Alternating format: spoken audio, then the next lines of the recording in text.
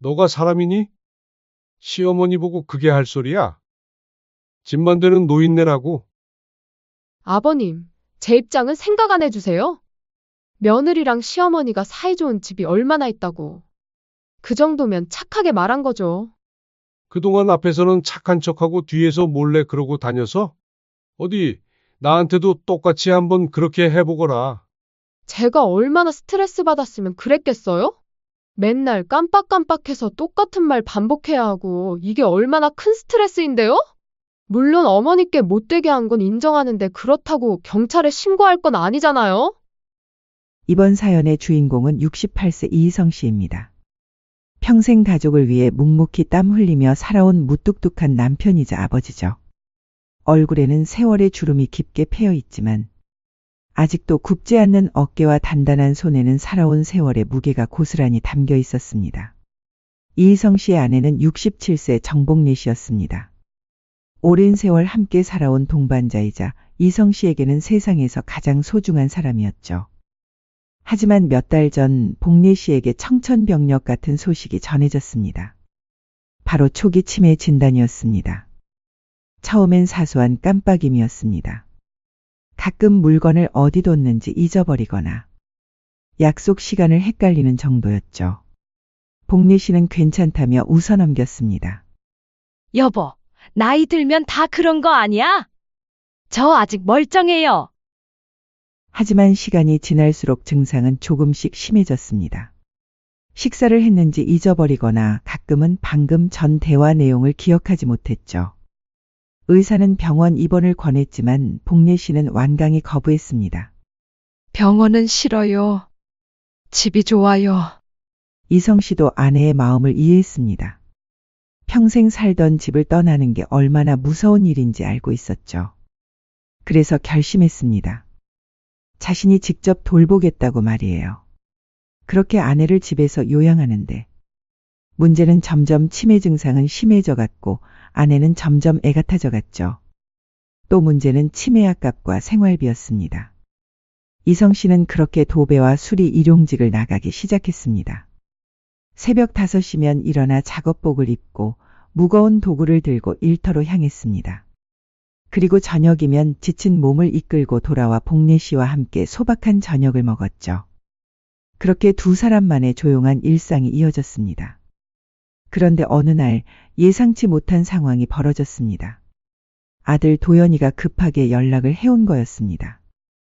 아버지, 죄송한데 잠시 집에 가서 살아도 될까요? 사정이 좀 생겨서요. 도연이는 평소 1년에 몇 번 정도만 안부 인사를 하는 사이였습니다. 큰 욕심 없이 사는 아들이라고 생각했는데 갑작스러운 동거 제안이었죠. 며느리 지은이와 고등학생 손자 한결이까지 함께 온다고 했습니다. 이성 씨는 잠시 망설였습니다. 아내 복래 씨의 상태를 생각하면 조용한 환경이 필요했지만 아들이 어려운 상황인 것 같아 거절할 수도 없었죠. 그래, 와라. 우리 집이 넓지는 않지만 며칠 뒤 아들 가족이 이사를 왔습니다. 사실 며느리 지은이는 그렇게 가깝게 지내진 않았습니다. 어머님, 아버님, 갑자기 와서 죄송해요. 어머님 몸이 안 좋으시다고 들었는데 제가 잘 챙겨드릴게요. 합가를 하고 처음에는 며느리가 복래 씨에게도 다정하게 말을 걸고 집안일도 도맡아서 했죠. 이성 씨는 조금 안심했습니다. 여보, 며느리가 있으니까 좀 낫겠네. 내가 일 나간 사이에도 누가 돌봐주고. 복래 씨도 처음엔 며느리가 와서 고맙기도 하고 미안하기도 하였죠. 그리고 오랜만에 집안이 북적거리니 외롭지 않다 생각했습니다. 하지만 며칠이 지나면서 이상한 일들이 조금씩 벌어지기 시작했습니다. 이성 씨가 일을 나가고 난 후의 일이었죠. 첫 번째 변화는 복래 씨의 표정이었습니다. 예전에는 남편이 퇴근하면 반갑게 맞아주던 복래 씨가 어쩐지 기운이 없어 보였습니다. 말수도 줄어들었고 자꾸만 위축된 모습을 보였죠. 오늘 뭐 했어? 이성 씨가 물으면 복래 씨는 그냥 응, 집에 있었어. 라고만 대답했습니다. 구체적인 말은 하지 않았죠. 두 번째 변화는 집안 분위기였습니다. 며느리 지은이는 여전히 이성 씨 앞에서는 친절했지만 어쩐지 복례 씨와 있을 때는 다른 느낌이었습니다. 직접적으로 뭐라고 할 수는 없었지만 묘하게 차가운 기운이 감돌았죠. 세 번째 변화는 아내 복례 씨가 최근 들어 자주 넘어진다고 하는 것입니다. 직접 넘어지는 걸 본 적은 없지만 팔과 종아리에 가끔씩 멍이 든 것을 보았는데 며느리에게 물어봐도 아, 그거요? 어머님 아까 화장실에서 넘어지셨는데 멍이 들었나 보네요. 제가 좀 더 신경 써서 봐드렸어야 했는데 죄송해요, 아버님. 라고 대답하곤 하였죠. 문제는 멍이 생각보다 자주 들었다는 것입니다. 아들 부부가 합가하고 난 이후부터 눈에 띄게 말수가 줄어든 아내에게 물어봤자 제대로 된 대답을 하진 않았죠. 단지 그런 것 같아 정도로 애기하고 자꾸 말하기를 꺼려했습니다. 그렇게 이성 씨는 조금씩 이상함을 느끼기 시작했습니다. 하지만 구체적으로 뭐가 잘못된 건지는 알 수 없었죠. 며느리는 여전히 자신에게는 친절했고 겉으로 보기에는 복례 씨를 잘 챙기는 것 같았으니까요. 여보, 괜찮아? 어느 날 저녁 이성 씨가 복례 씨에게 물었습니다. 복례 씨는 잠시 망설이더니 고개를 끄덕였습니다. 하지만 복례 씨의 눈에는 뭔가 말하고 싶지만 말할 수 없는 복잡한 감정이 어려 있었습니다. 이성 씨는 그걸 놓치지 않았지만 섣불리 추궁하지는 않았죠. 그렇게 아들 가족과의 동거가 시작된 지 3달이 지났습니다. 겉으로 보기에는 평범한 3대 가족의 모습이었지만 보이지 않는 곳에서는 뭔가 다른 일들이 벌어지고 있었습니다. 이성 씨는 아직 몰랐습니다. 자신이 집을 비운 낮 시간에 사랑하는 아내에게 어떤 일이 벌어지고 있는지를, 그리고 곧 마주하게 될 끔찍한 진실에 대해서도 말이죠. 그러던 어느 날 불행히도 복례 씨의 치매 증상이 급격히 악화되기 시작했습니다. 남편인 이성 씨를 알아보지 못하는 날들이 생겼고 어린아이처럼 행동하는 일이 더욱 잦아졌죠. 아저씨, 누구세요? 우리 집에 왜 들어오셨어요? 어느 날 퇴근한 이성 씨를 보며 복례 씨가 한 말이었습니다. 50년 가까이 함께 산 남편을 모르는 아내의 모습에 이성 씨는 가슴이 무너지는 것 같았죠. 여보, 나야. 당신 남편? 남편? 아니에요. 제 남편은 젊고 잘생겼거든요. 복례 씨는 고개를 저으며 이성 씨를 경계하듯 바라봤습니다. 그러다가도 갑자기 어린아이처럼 웃으며 손뼉을 치기도 했죠. 며느리 지은이는 이런 복례 씨의 변화를 이성 씨에게 자세히 설명해 줬습니다. 아버님, 어머님이 요즘 정말 많이 안 좋아지셨어요. 아까도 갑자기 울면서 집에 가고 싶다고 하시더라고요. 여기가 집인데 말이에요. 그래? 내가 없을 때 많이 힘들었을 텐데. 아니에요, 괜찮아요. 어머님은 제가 잘 돌봐드릴게요. 지은이는 늘 이렇게 헌신적인 며느리 역할을 했습니다. 이성 씨 앞에서는 말이죠. 하지만 복례 씨의 말수는 점점 줄어들었습니다.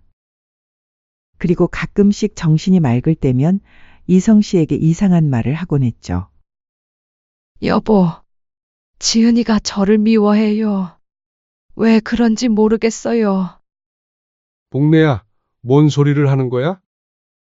며느리가 당신을 얼마나 잘 돌봐주는데. 아니에요. 당신이 없을 때 저한테 무서운 말을 해요. 때려요. 복례 씨는 어린아이처럼 울상을 지으며 말했습니다. 하지만 이성 씨는 믿기 어려웠죠. 치매 환자의 망상일 가능성이 높다고 생각했습니다. 그런데 며칠 뒤 이성 씨는 복례 씨의 팔에 멍자국을 발견했습니다. 이전보다도 꽤 크고 선명한 멍이었죠. 당신 이게 뭐야? 어디서 다쳤어? 몰라요. 아파요. 복례 씨는 어린아이처럼 자신의 팔을 바라보며 울기 시작했습니다. 이성 씨가 며느리에게 물어보니 지은이는 당황한 기색을 보였습니다. 아, 그거요? 아까 어머님이 넘어지셨어요. 제가 부축해드리려고 했는데 거부하시더라고요. 넘어졌다고?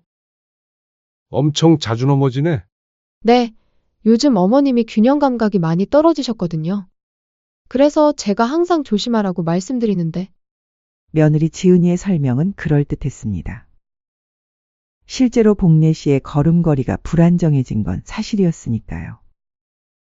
하지만 이상한 일들은 계속 이어졌습니다. 복례 씨의 방에서 비린내가 나기 시작했고 밥은 늘 차갑게 식어 있었습니다. 반찬도 시들어 있었고 종종 바닥에 음식물이 떨어져 굳어 있는 것을 발견했죠. 또 다른 이상한 점은 홈캠이었습니다. 이성 씨가 복례 씨를 혼자 두기 불안해서 설치한 홈캠이 자꾸 꺼져 있거나 방향이 바뀌어 있었죠. 홈캠이 왜 꺼져 있어? 어머님이 만지시나 봐요. 요즘 호기심이 많으셔서 이상한 곳에 자꾸 손을 대세요. 가장 충격적인 순간은 어느 날 새벽이었습니다. 이성 씨가 화장실에 가려고 일어났는데 거실에서 이상한 소리가 들렸습니다. 살그머니 나가보니 믿을 수 없는 광경이 펼쳐져 있었죠. 복례 씨가 식탁 아래에서 웅크린 채 벌벌 떨고 있었습니다. 마치 무언가로부터 숨으려는 것처럼, 작은 동물이 폭풍을 피하는 것처럼 말이에요. 당신 이 새벽에 무슨 일이야? 왜 여기 있어? 이성 씨가 조용히 부르자 복례 씨가 고개를 들었습니다. 그 눈에는 극도의 공포가 어려 있었죠. 무서워. 무서워. 복례 씨는 어린아이처럼 중얼거리며 이성 씨의 옷자락을 붙잡았습니다. 뭐가 무서워? 나 여기 있잖아. 지은이가 무서워요. 저를 때려요. 나쁜 말 해요. 그 순간 이성 씨의 머릿속이 복잡해졌습니다. 복례 씨의 말이 정말일까요? 아니면 치매 때문에 착각하는 걸까요? 이성 씨는 복례 씨를 침실로 데려가 재웠습니다. 하지만 잠이 오지 않았죠. 계속해서 복례 씨의 떨리는 모습이 떠올랐습니다. 다음 날부터 이성 씨는 좀 더 주의 깊게 집안을 살펴보기 시작했습니다. 그리고 며칠 뒤 결정적인 발견을 하게 됐죠. 부엌 바닥에 깨진 접시 조각들이 있었고 욕실에는 젖은 수건이 며칠째 방치되어 있었습니다. 그리고 복례 씨 방 구석에서는 음식물이 굳어 있는 것도 발견했죠. 지은아, 이게 뭐니? 아, 죄송해요. 어머님이 설거지 하시다가 깨뜨렸는데 치우려고 하니까 울면서 안 된다고 하시더라고요. 그래서, 복내가 그랬다고? 네, 요즘 어머님이 물건에 애착이 생기신 것 같아요. 깨진 것도 버리면 안 된다고 하시고. 지은이의 설명은 그럴듯했지만 뭔가 석연치 않았습니다. 그러던 어느 날 이성 씨는 결심했습니다. 홈캠의 메모리 카드를 확인해 보기로 한 거죠. 아무리 홈캠이 돌아가더라도 일부 영상은 남아있을 테니까요. 며칠 뒤 이성 씨는 조용히 홈캠에서 메모리 카드를 빼냈습니다. 손이 떨렸지만 진실을 알아야 한다는 마음으로 노트북에 카드를 꽂았죠. 그리고 재생 버튼을 누르는 순간 이성 씨의 세상이 무너져 내렸습니다. 화면에는 상상할 수 없는 장면들이 펼쳐져 있었습니다. 며느리 지은이가 복례 씨에게 욕설을 퍼붓고 뜨거운 국을 머리에 끼얹는 모습, 심지어 벌 주는 장면까지 있었죠. 치매 걸린 주제에 왜 이렇게 오래 살아 짜증나게? 너 때문에 이 집에서 편하게도 못 있잖아. 짜증나 죽겠네. 며느리의 목소리가 이성 씨의 귀를 찔렀습니다. 복례 씨는 화면 속에서 울고 있었습니다. 어린아이처럼 무력하게 울면서도 아무 말도 하지 못하고 있었죠. 때로는 입을 틀어막힌 채 벌벌 떨고 있기도 했습니다. 그리고 더 심한 것은 바닥에 떨어진 음식도 주워 먹게 하고 자신이 먹다 남긴 음식도 억지로 먹여서 아내는 화장실에 가서 토하기도 하였죠. 이성 씨의 손에 들린 마우스가 덜덜 떨렸습니다. 분노와 후회 그리고 자책감이 한꺼번에 밀려왔죠. 그날 밤 이성 씨는 복례 씨 앞에 무릎을 꿇고 사과했습니다. 미안해, 복래야. 당신 말이 맞았어. 내가 너무 늦게 알았네. 복례 씨는 그제서야 예전처럼 이성 씨를 알아봤습니다. 그리고 남편의 손을 꼭 잡으며 울었죠. 이성 씨는 아내를 꼭 안으며 다짐했습니다. 이제 반드시 복수하겠다고. 아내를 괴롭힌 대가를 치르게 하겠다고 말이죠. 진실을 알게 된 다음 날 이성 씨는 새벽부터 움직이기 시작했습니다. 먼저 복례 씨를 병원에 데려가 정밀 검진을 받게 했죠. 선생님, 제 아내 몸에 있는 멍자국들 좀 봐주세요. 의사는 복례 씨의 팔과 등 다리에 난 여러 멍자국들을 자세히 살펴봤습니다. 그리고 심각한 표정을 지었죠. 이건 단순한 낙상으로 생긴 멍이 아닙니다.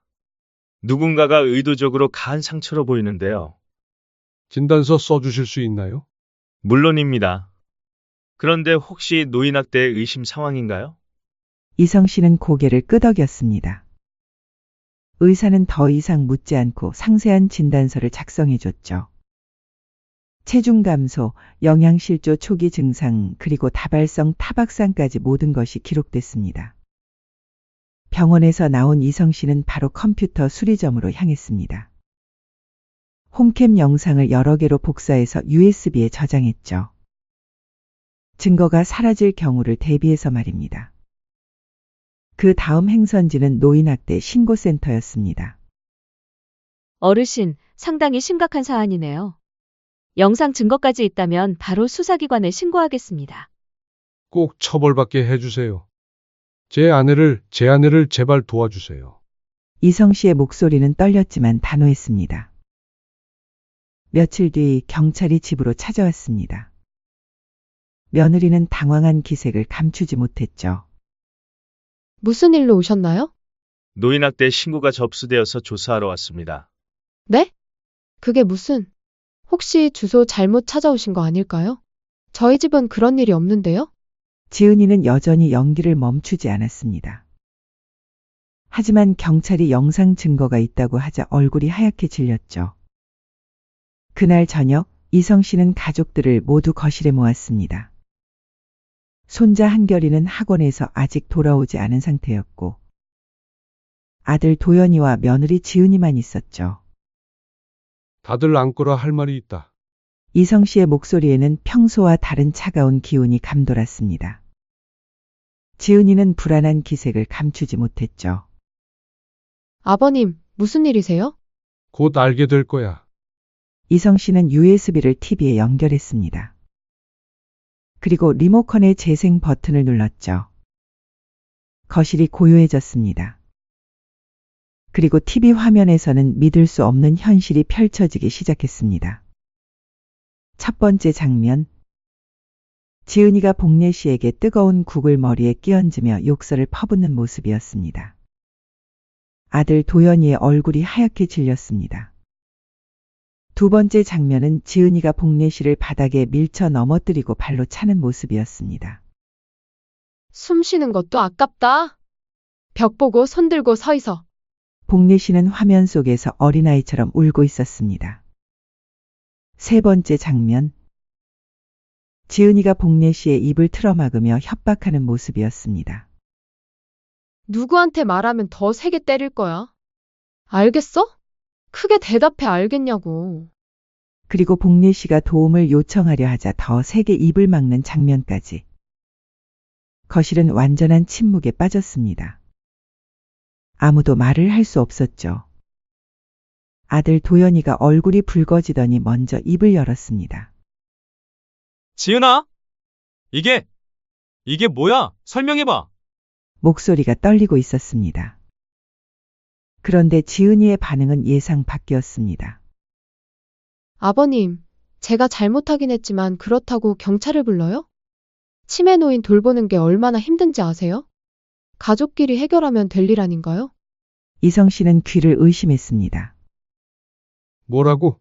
제가 지금까지 얼마나 고생했는데요. 온종일 어머님 뒤치다꺼리 하면서 지은이는 적반하장으로 소리를 질렀습니다. 하루 종일 똥오줌 치우고 밥 먹여주고 약 챙겨주고 솔직히 가족도 아니고 남인데 이 정도 챙겨준 거면 고맙다고 애기해야 하는 거 아니에요? 그래서 이렇게 해도 된다는 거야? 때리기까지 하고? 이 정도가 때린 거예요? 순간 화가 나서 그런 건데. 제가 얼마나 스트레스 받는지 아세요? 친정에서는 시댁에서 잘해달라고 하고, 시댁에서는 아무도 도와주지 않고, 내가 너네한테 도와달라고 한 적 있니? 너네들 사정으로 너네들이 합가하자 해놓고? 이성 씨가 차갑게 물었습니다. 말해서 뭐해요? 어차피 남의 일이라고 생각하시잖아요. 지은이는 눈물까지 흘리며 자신의 억울함을 호소했습니다. 저한테만 모든 걸 맡기고는 완벽하게 하라고 하시면 어떡해요? 저도 사람이에요. 지은아, 대체 이게 어떻게 된 일이야? 너가 힘든 거는 이해를 하겠지만 그렇다고 우리 엄마한테 이렇게 해.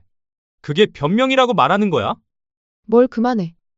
당신도 마찬가지잖아. 엄마 돌보는 건 다 나한테 맡기고 당신은 뭐 했어? 지은이는 남편에게까지 화를 돌렸습니다. 당신 엄마인데 당신이 돌봐야 하는 거 아니에요? 왜 며느리인 제가 다 해야 해요? 이성 씨는 지은이의 말을 듣고 있자니 분노가 치밀어 올랐습니다. 그래서 내 아내를 때린 거야?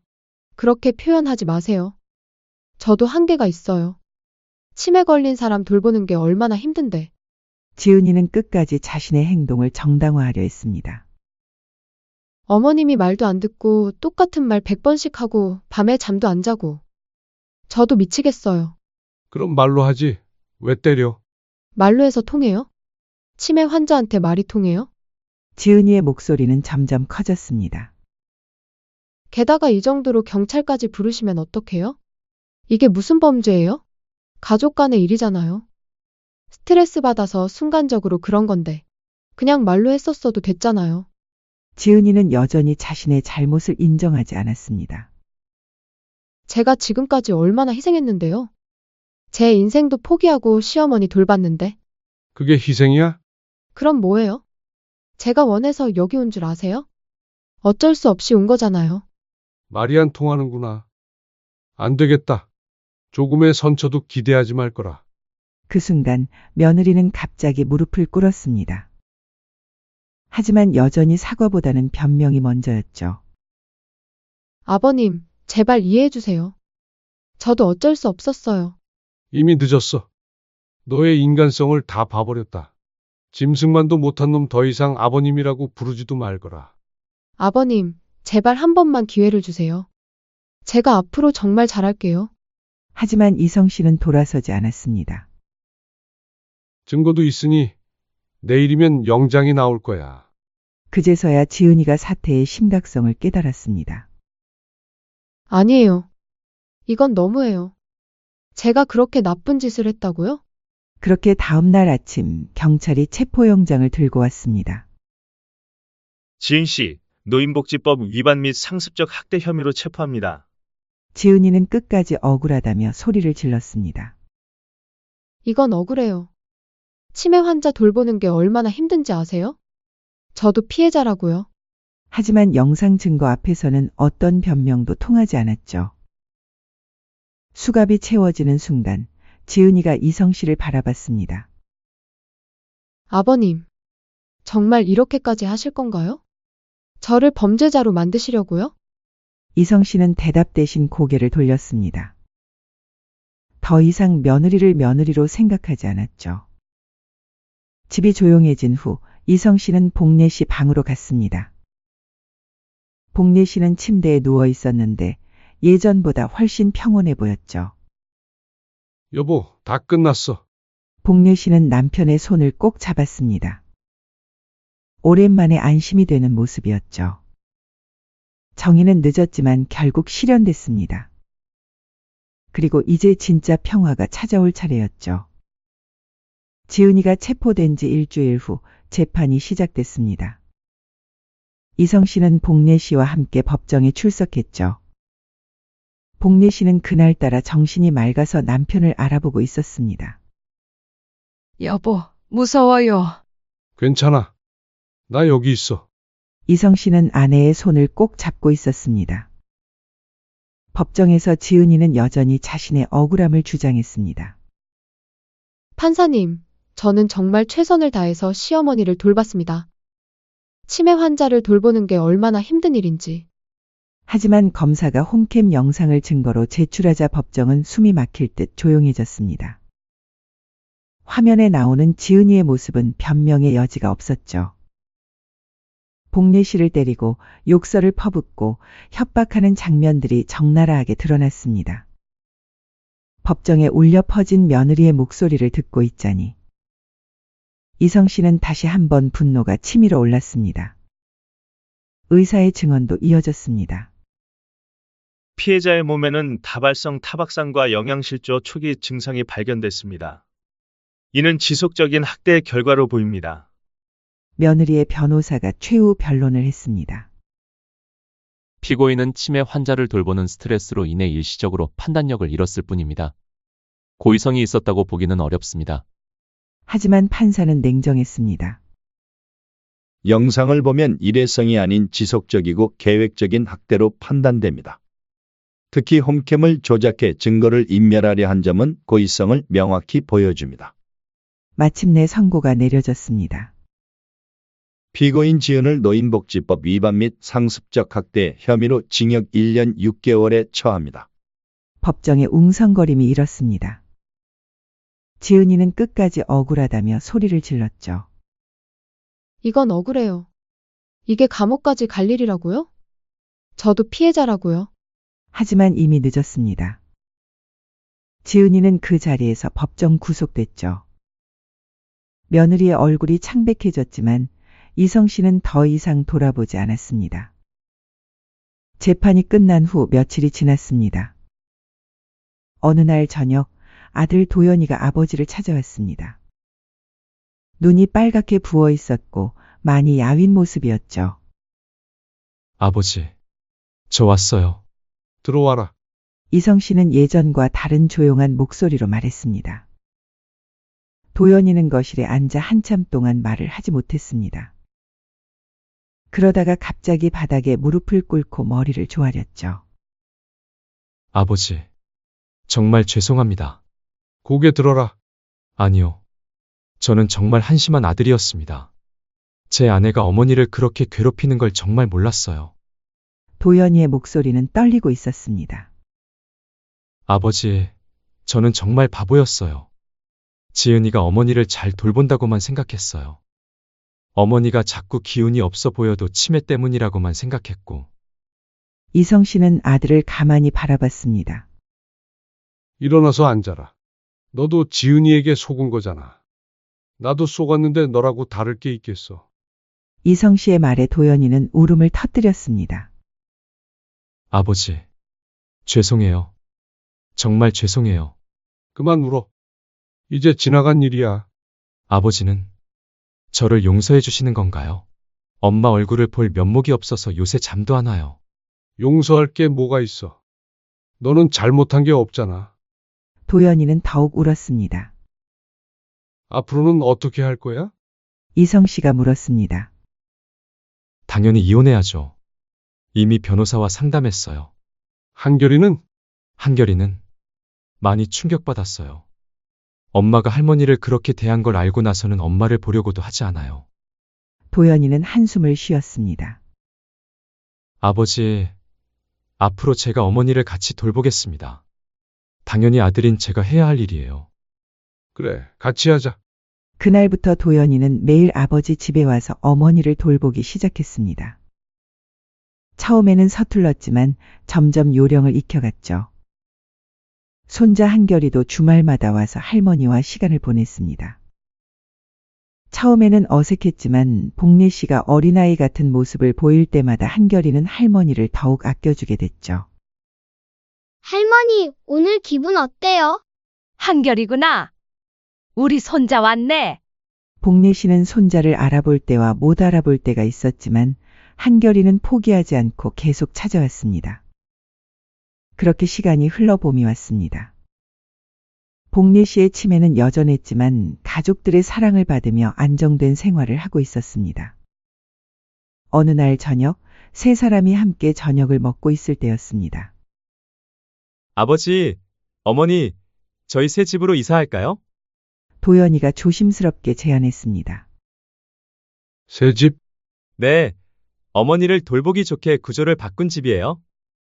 그렇게 새 집으로 이사한 후 이들의 생활은 더욱 안정됐습니다. 도연이는 재택근무를 하면서 어머니를 돌봤고 한결이는 학교에서 돌아오면 할머니와 시간을 보냈죠. 할아버지, 할머니가 오늘 저를 알아봤어요. 그래? 다행이네. 할머니가 제 이름도 불러주셨어요. 정말 기뻤어요. 그날따라 창밖에는 따뜻한 봄바람이 불고 있었습니다. 겨울이 지나고 봄이 온 것처럼 이들에게도 새로운 시작이 찾아온 거였죠. 이성 씨와 복례 씨, 그리고 도연이와 한결이. 네 사람은 그렇게 서로를 의지하며 살아가고 있습니다. 비록 복례 씨의 치매는 여전하지만 이제는 온 가족이 함께 돌보고 있죠. 그리고 이성 씨는 매일 아침 다짐합니다. 아내를 끝까지 지켜내겠다고, 그리고 이제는 아들과 함께 그 약속을 지켜나가겠다고 말이에요. 진정한 가족의 사랑은 이런 것입니다. 어려움이 와도 함께 이겨내고 서로를 포기하지 않는 것. 그리고 끝까지 곁에 머물러주는 것 말이죠.